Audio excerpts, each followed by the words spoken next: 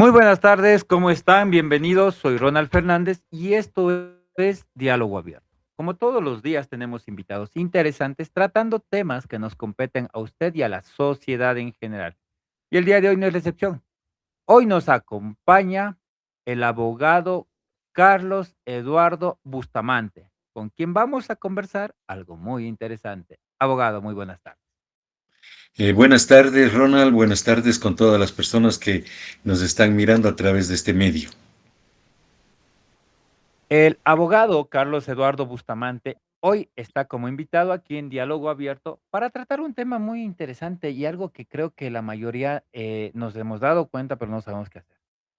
La inseguridad. Pero antes trataremos acerca de un escrito realizado por el abogado Carlos Eduardo Bustamante entre el chip y el olvido. Me llamó mucha la atención este nombre, Quito, entre el chip y el olvido.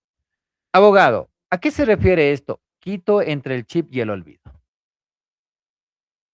La alcaldía de Pavel Muñoz pretende instalar una tercera placa en todos los vehículos. Lamentablemente, nosotros miramos que este chip de la tercera placa trae información personalizada de cada uno de los ciudadanos propietarios de los vehículos. Y esta información va a ser transparentada o puede ser manejada por cualquier agente de tránsito o por cualquier persona. Entonces nos llama la atención demasiado de que no se van a anonimizar los datos, como lo manda la Ley de Protección de Datos Personales, que está en vigencia ya desde el año anterior. Entonces, esta insistencia no solo choca con la realidad vial, le digo, sino con preceptos legales fundamentales de la Ley de Protección de Datos. Implementar este tipo de rastreos sin garantías de anonimización real ni auditorías externas que protejan la información de cada uno de los ciudadanos y de cada persona propietaria de sus vehículos es un salto al vacío, porque pone en riesgo la libertad de movimiento bajo la excusa del control de tránsito. Sin embargo, tenemos una deuda muy grande en lo que es inseguridad con la ciudad de Quito. Tenemos una Secretaría de Seguridad que no ha dado ningún resultado por ningún aspecto. Para este año está proyectado que reciba 14 millones de dólares al año de todos los tributos que damos cada uno de los ciudadanos del Distrito Metropolitano. Aproximadamente 2.6 millones de ciudadanos. La Secretaría de Seguridad no ha dado ningún resultado, como lo decía, objetivo, que realmente controle. Los agentes metropolitanos de control hacen un trabajo muy reducido. Solamente se dedican a trabajar post delito, luego de que sucedió algo, o solamente piden auxilio para desalojar personas. Un ejemplo de ello es la calle Ulloa de la Universidad Central, donde todos los días es una licorería abierta. Los jóvenes están bebiendo, los lugares donde venden el licor están a la expectativa de que los jóvenes sigan llegando. Tenemos ya chivas instaladas en esos lugares. También tenemos instalados ya hostales. Yo no sé con qué fines, pero tenemos instalados tales. Y toda esta calle se ha transformado en una cantina real. Y la Secretaría de Seguridad no hace absolutamente nada. Entonces, esto realmente, ¿qué provoca en la ciudadanía?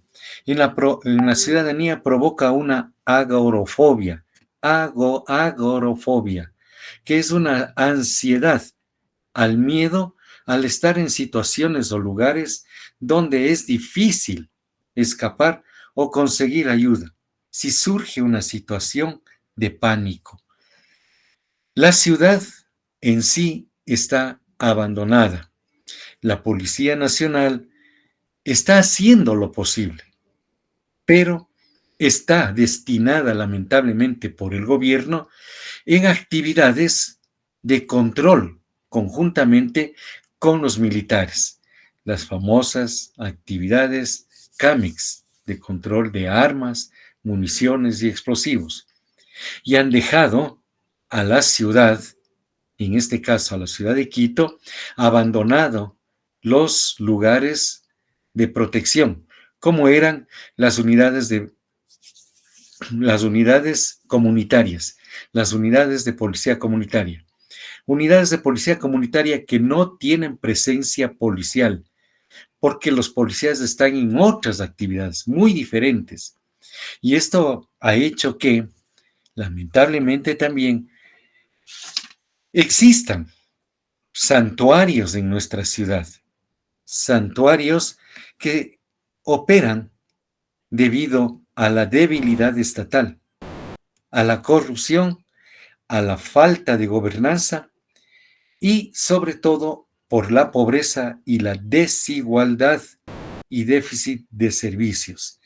Esto ha hecho de que los jóvenes, los niños, sean presa de estos grupos para que cometan actividades ilícitas e ingresen a lo que son microtráfico y luego a lo que es sicariatos. Ya.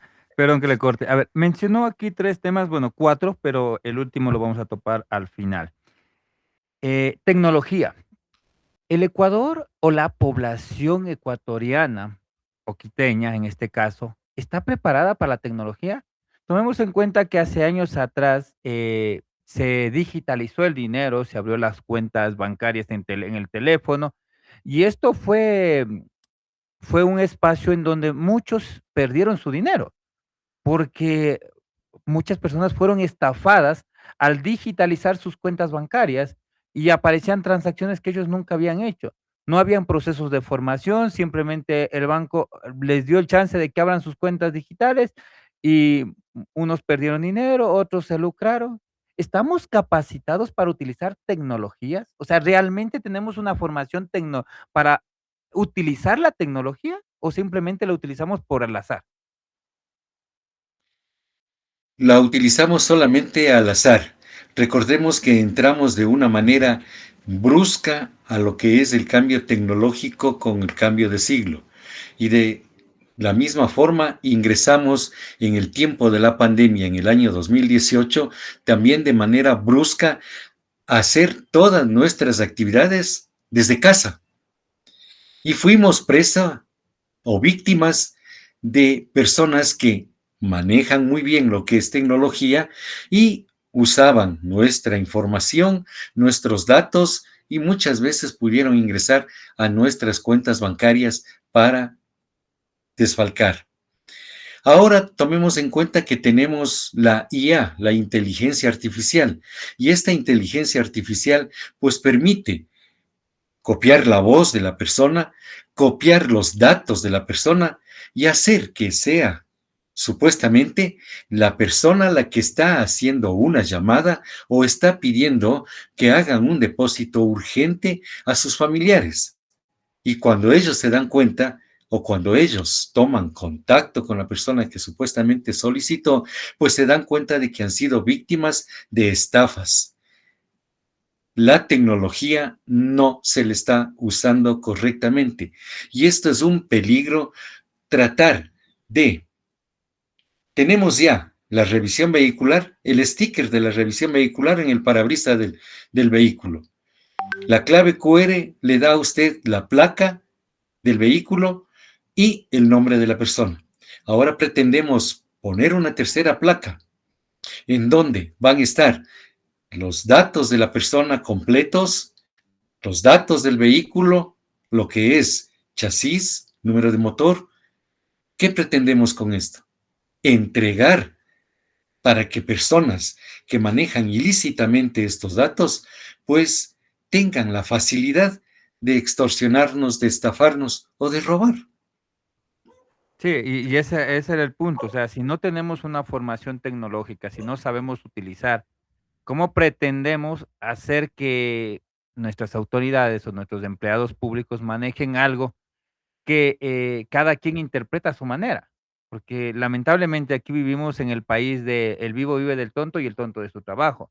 Entonces, cada quien busca interpretar las leyes como más le conviene, no como están escritas, sino como más le conviene.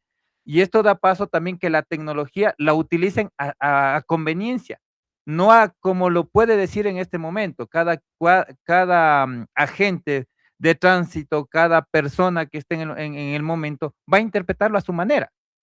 Y tomando en cuenta que la ley no es interpretativa, la interpretan a su manera. Entonces, ¿cómo vamos a hacer cómo hacemos un cambio tecnológico cuando tenemos una población que no sabe manejar la tecnología y que utiliza por diversión?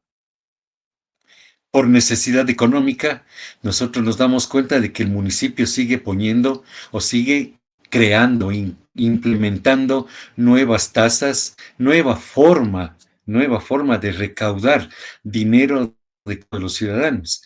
La ciudad de Quito, el distrito metropolitano, es el lugar mucho más caro y donde se tiene mayores tasas e impuestos. Es la ciudad que más contribuye en diferencia de las demás.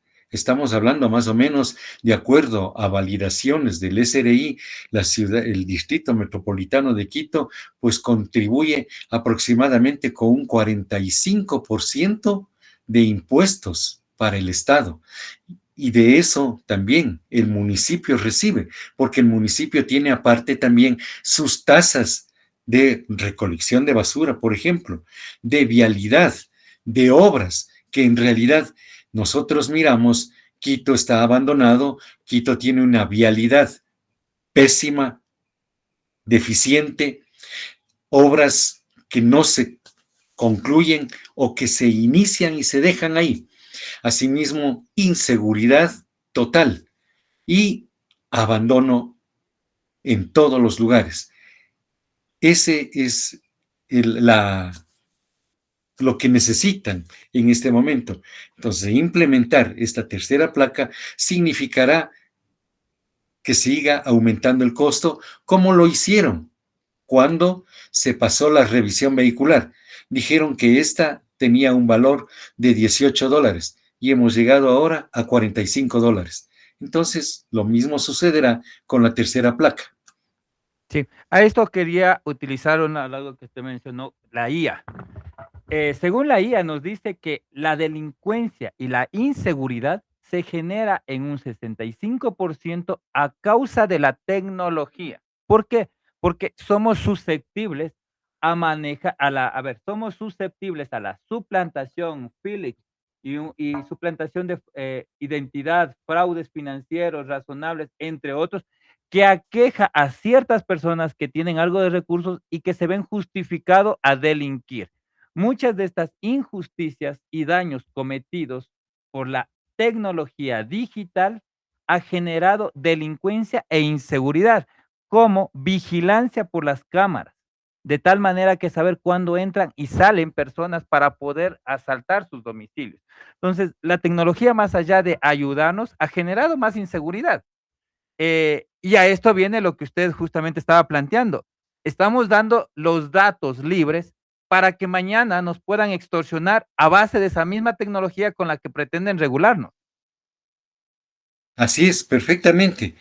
Nosotros tenemos que darnos cuenta que no es solamente en este caso de la tercera placa del municipio, sino también tenemos que darnos cuenta de que manejamos datos biométricos, de que manejamos datos de salud, de que manejamos datos muy sensibles, como son los personales de crédito y datos relativos a nuestra etnia, identidad, género y todo.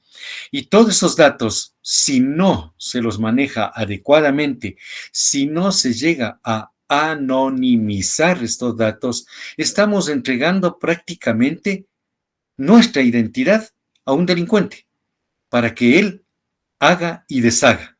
O creando un delincuente que puede mañana utilizarlo. Ya. También. Aquí hay Podri un tema que me parece muy interesante. A nivel global, los indicadores del costo global de cibercrimen por causa de la tecnología se proyecta que supera los 10 billones de dólares anuales.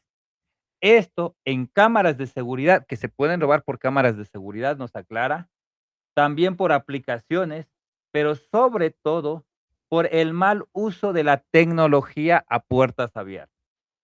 así es, Cada año estamos entre 1 y 2 millones de dólares, según informes que presentan las pérdidas según informes de pérdidas económicas. A esto, me quedan muchas dudas, o sea, por eso venía la pregunta desde el inicio, ¿estamos formados para utilizar la tecnología? O sea, ¿tenemos una capacitación real para saber cómo se utiliza la tecnología y para guardar, los datos de las personas que van a ser dentro de estos registrados? Porque va a haber una base de datos. ¿Tenemos el personal o existe el personal capacitado y existen cláusulas en donde a nivel internacional, toda ley tiene tiene una sanción y una obligación? Si está mal utilizada la ley internacionalmente, en Ecuador no sé si pasa esto, pero internacionalmente, si una ley es más aplicada, tiene la sanción hacia quien lo emitió.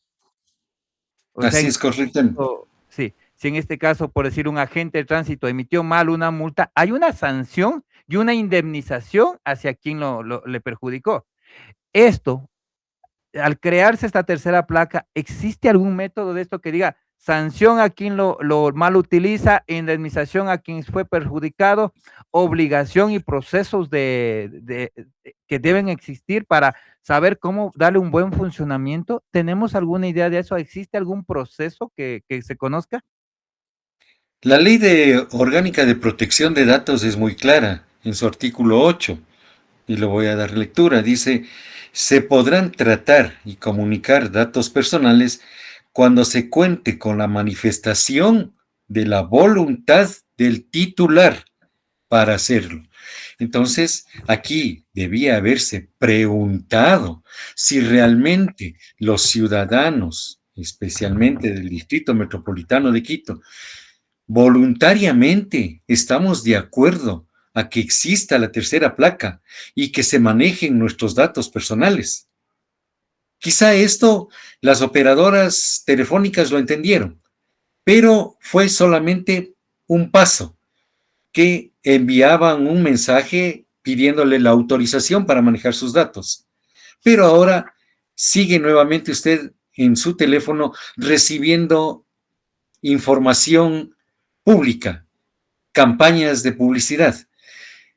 El municipio debía haber primero socializado la tercera placa, pedir el consentimiento de cada uno de los dueños de los vehículos para que se manejen estos datos, porque estos datos son muy delicados. Se está entregando a libre albedrío los datos personales de uno.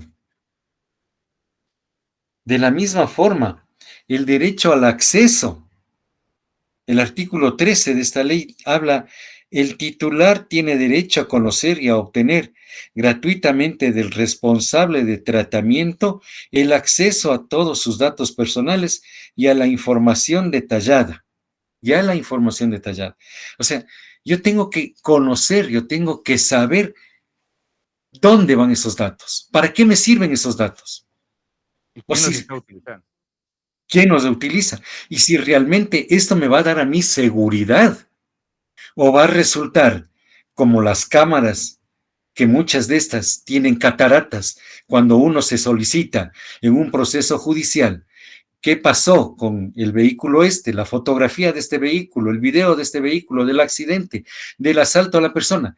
Resulta que la cámara del 911 ha estado en otro lugar, hasta ha dado la vuelta y ha estado enfocando a otro lugar. Lo mismo va a suceder ahora con la tercera placa.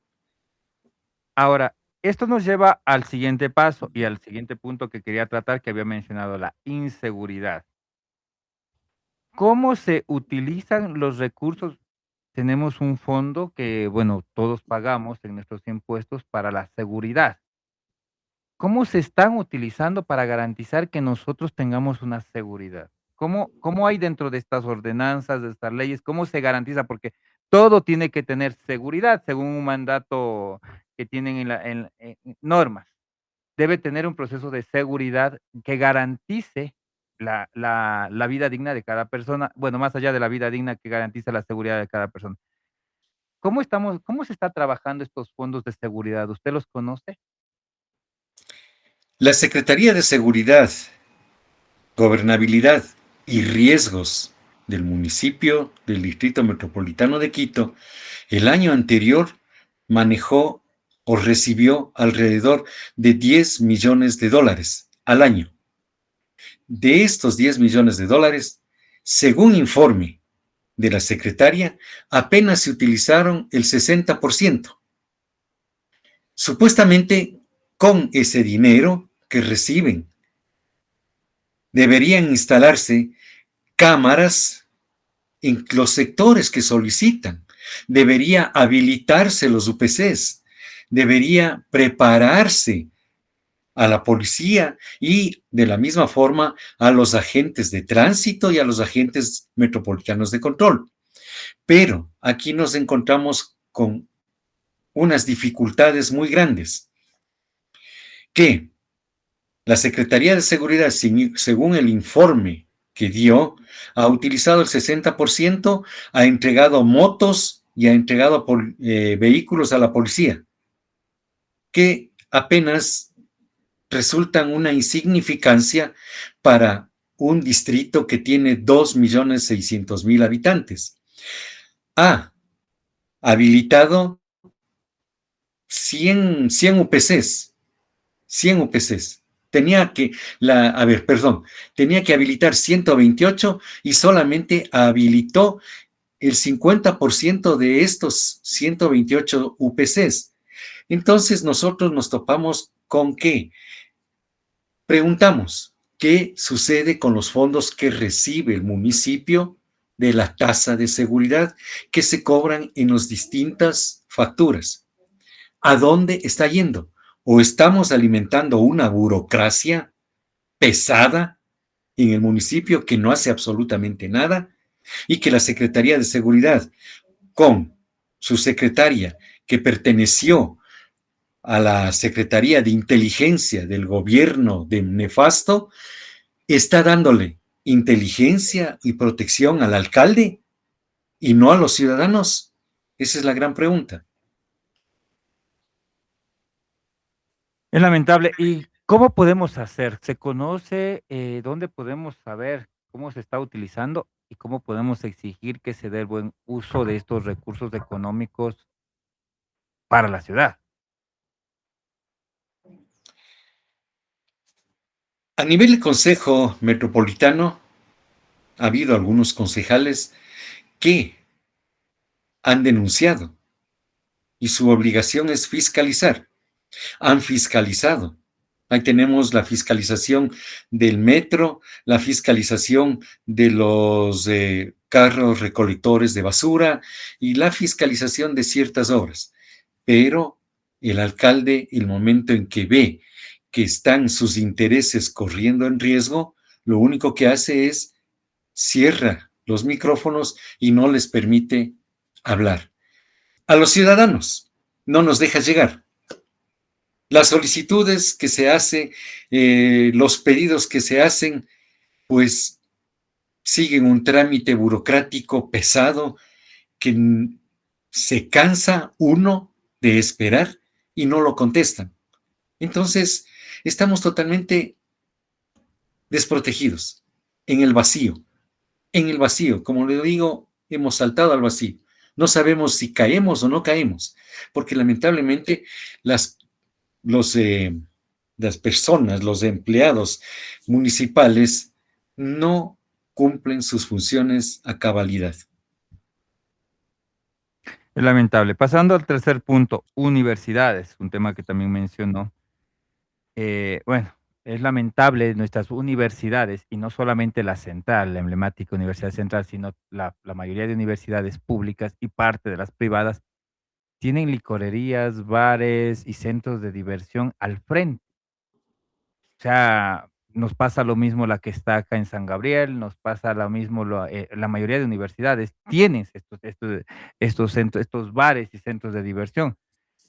Y algo que es una problemática más que diría que un tema de alcoholismo, es que estamos formando nuevos alcohólicos anónimos, porque los profesionales, el futuro de la patria, están ocupando estas calles y embriagándose. O sea, estamos formando personas que mañana deberían estarnos defendiendo y deberían estar en cargos de alto rango, y hoy se encuentran y los estamos formando en estos ámbitos. ¿Qué es lo que está pasando ahí? ¿Cómo se ve? La inacción total, en este caso, corresponde a la alcaldía. La inacción total de las secretarías, la Secretaría de Seguridad, la Secretaría de Salud, la Secretaría de Inclusión Social, no están trabajando adecuadamente y no están dando lo que es prevención y servicio a la ciudadanía. Entonces, hacen lo que quieran. Y recordemos que el municipio, el COTAD, le manda el uso de suelo, el uso de suelo. Los administradores que existen zonales deberían controlar el uso de suelo. No es posible.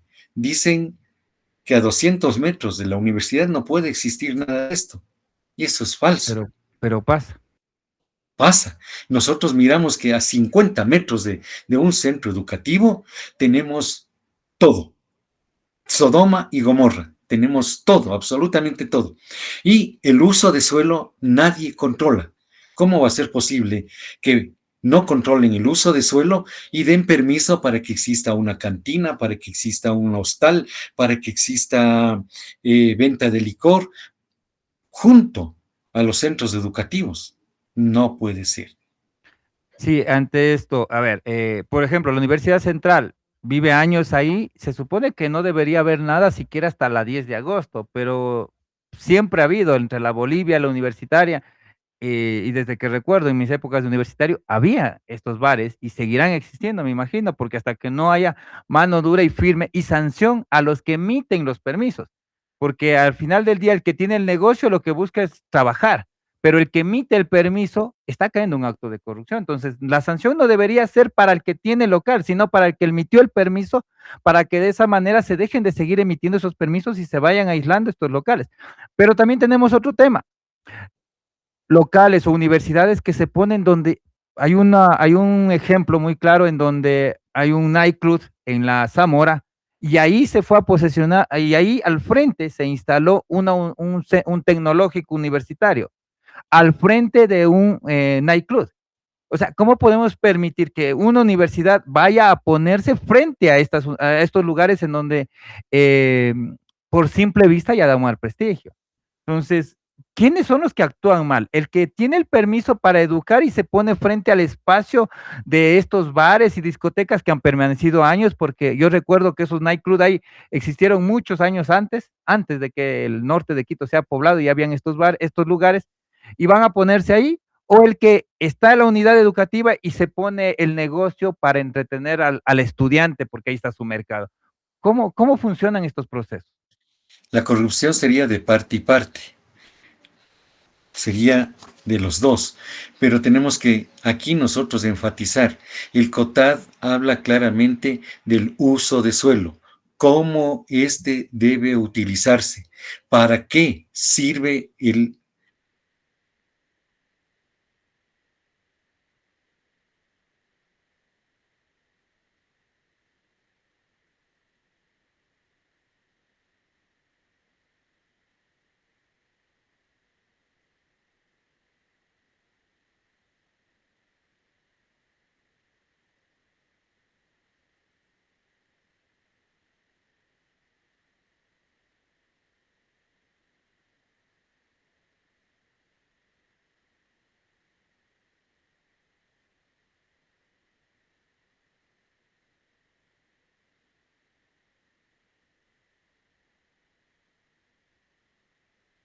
Todos estos lugares deberían estar fuera de la zona residencial.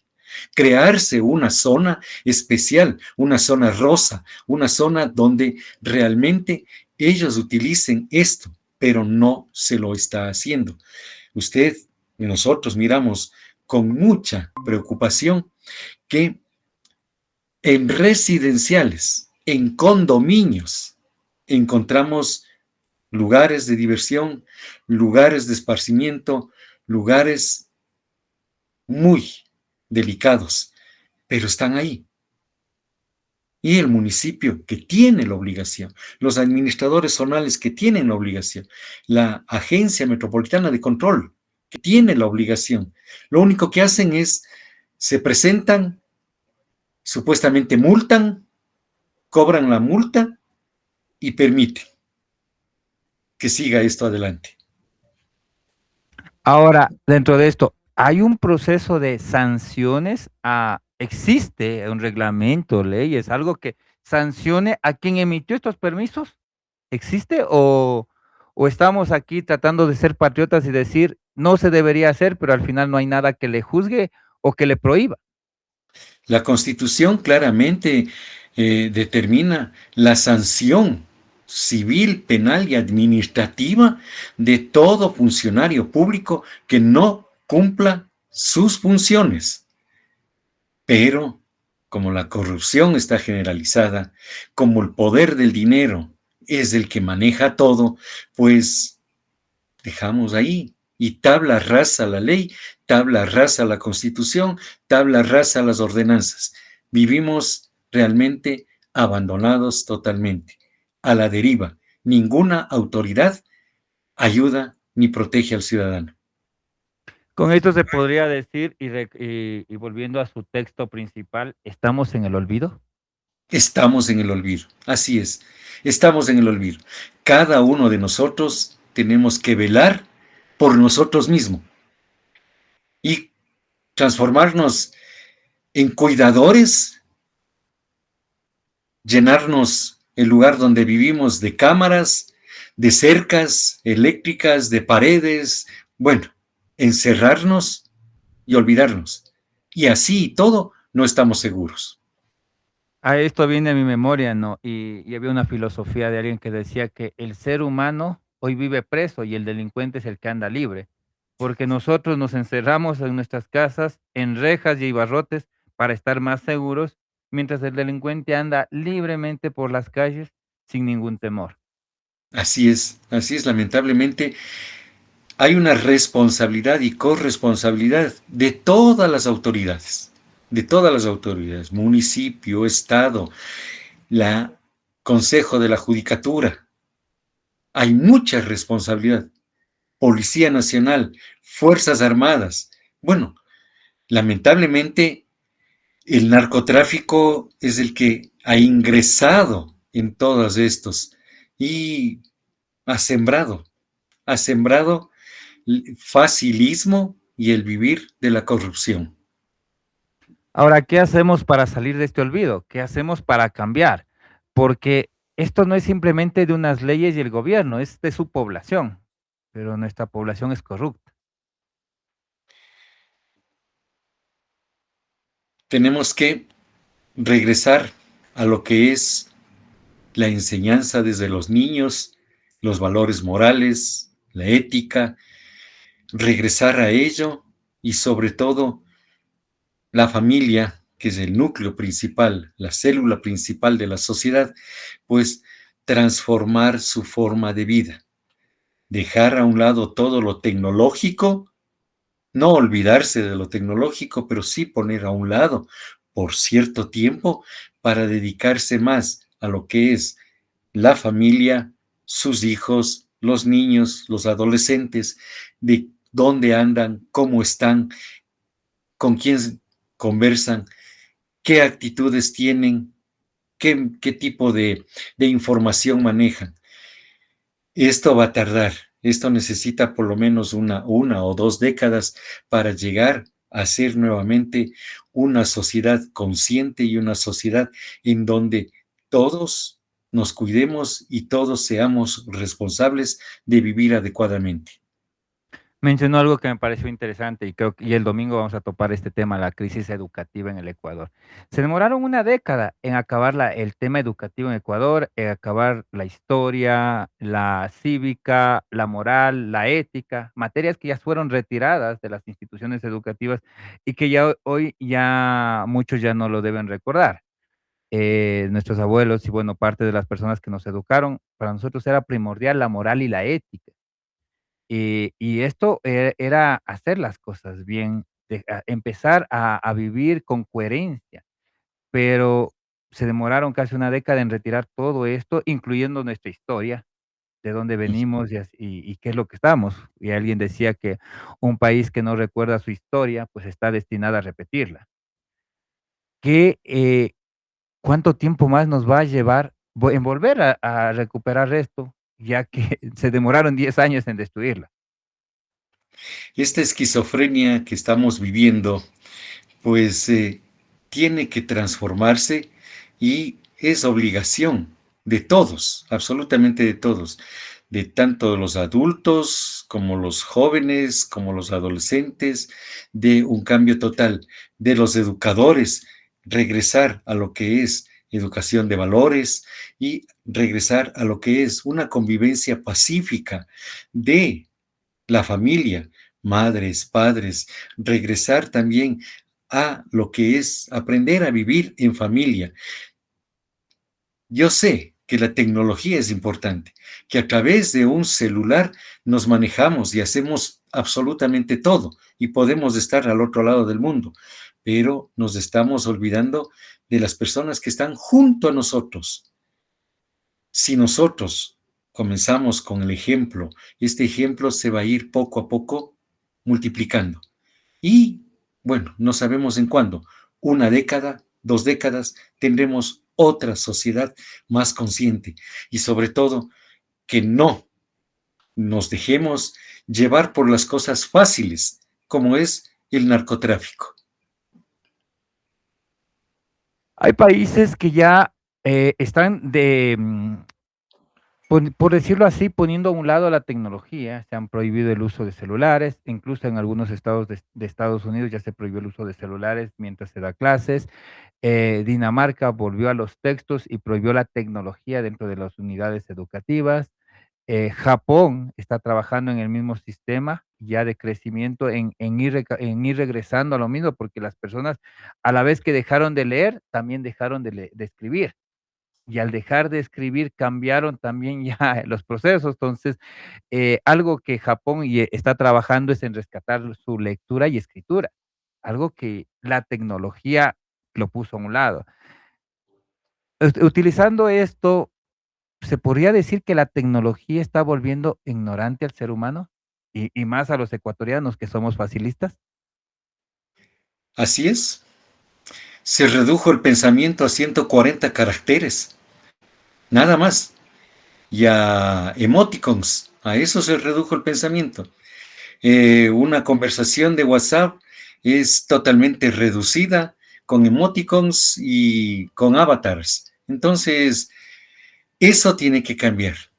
Regresar nuevamente a saber escribir, a saber hablar, a saber relacionarse con las personas y no a volverse una persona inteligente supuestamente, pero que vive en una selva y con una esquizofrenia total con sus aparatos electrónicos. Abogado Carlos Eduardo Bustamante. ¿A dónde quiere llegar con este texto? Bueno, que dice, tuve el placer de leer este texto de la Federación de Comités de Seguridad y Convivencia Ciudadana del Distrito Metropolitano de Quito. Y este texto es Quito entre el chip y el olvido, escrito por el doctor Carlos Eduardo Bustamante, abogado, presidente de la Federación de Comités de Seguridad y Convivencia Ciudadana del Distrito Metropolitano de Quito. ¿Qué es lo que busca con este texto? Qué es lo que quiere realizar o qué es lo que se busca? ¿Cuál es el objetivo? Remover a las autoridades.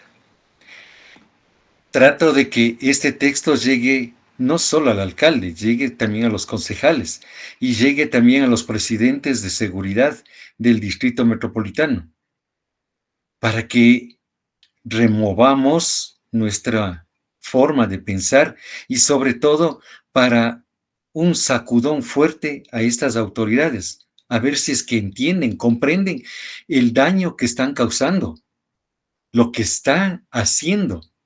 Quito se perdió. Quito fue el último alcalde, yo puedo decirlo así, sinceramente, el último alcalde que tuvo Quito fue Paco Moncayo.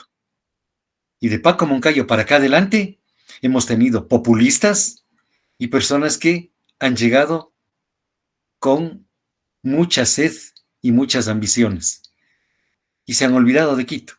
Entonces, esto pretende llegar a todos los paso y a través del WhatsApp de lo que es la federación y de lo que es los presidentes de los comités de seguridad. Tenemos un cambio generacional tan fuerte en el que la gente no vota por propuestas. Hoy votan por tiktoker, por influencias, por el que más drama hace o por el que más show genera. Y el 60% de la población que hoy vota y elige los mandantes no les interesa una propuesta. ¿Cómo cambiamos eso? ¿Cómo hacemos para elegir las propuestas? Como fue en el tiempo de Paco Moncayo, de Rodrigo Paz, del mismo Yamil Maguad, que eran propuestas y que las podíamos ver, que las podíamos sentir cuando las hacían.